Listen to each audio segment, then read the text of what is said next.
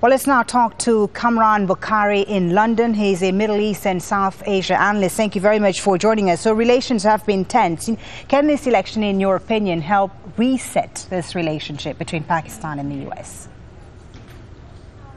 I think, if anything, this election is going to make that relationship more complicated because on one hand, you have the United States demanding Pakistan to move in a certain direction, especially in the context of the war against the jihadists and with NATO forces withdrawing from Afghanistan next year.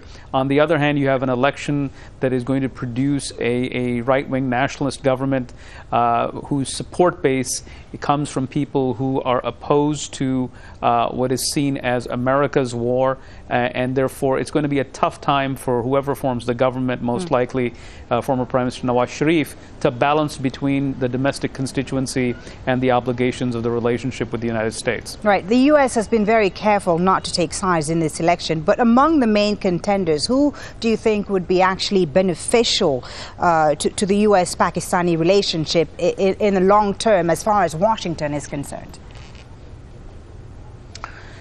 I think that at the end of the day, personalities only matter so much because objective geopolitical realities will force anyone who comes to power in Pakistan to do business with the United States. Likewise, the United States has only so much influence in the outcome of the election, and therefore it will have to deal with whoever becomes prime minister or whichever party comes to power.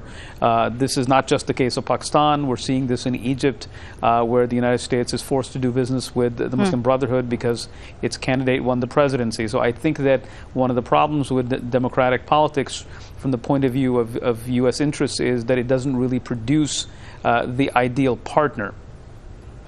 You say anyone who comes to power has to do business with the U.S., but as you said, I mean, Nawaz Sharif has been very critical. He's been the most critical, perhaps, of friendly U.S. policies, and he wants an end to drone strikes, talks with the Taliban and so on. But realistically, is a U.S. exit from Pakistan possible?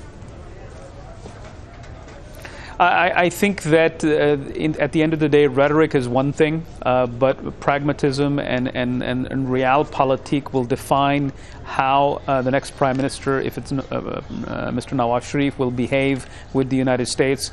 In the case of Mr. Sharif, we have the situation where he's had experience as prime minister and has dealt with the United States. So I don't think that we should buy into the rhetoric. It's more about campaigning. Once you're in office, you behave differently.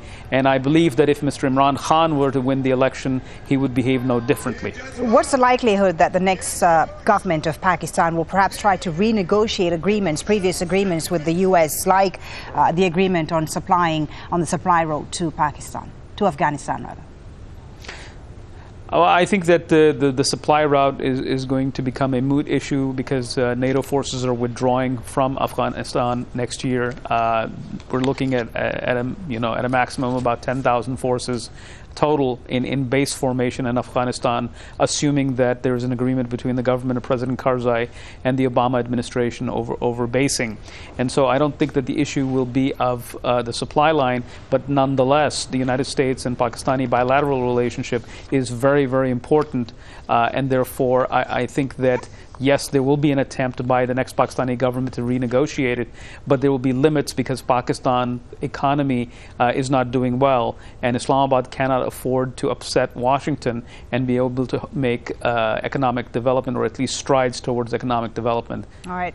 Kamran Bokhari, thank you very much for your analysis. That's Kamran Bokhari, a Middle East and Southeast Asia analyst, joining us live from our bureau in London. Thank you.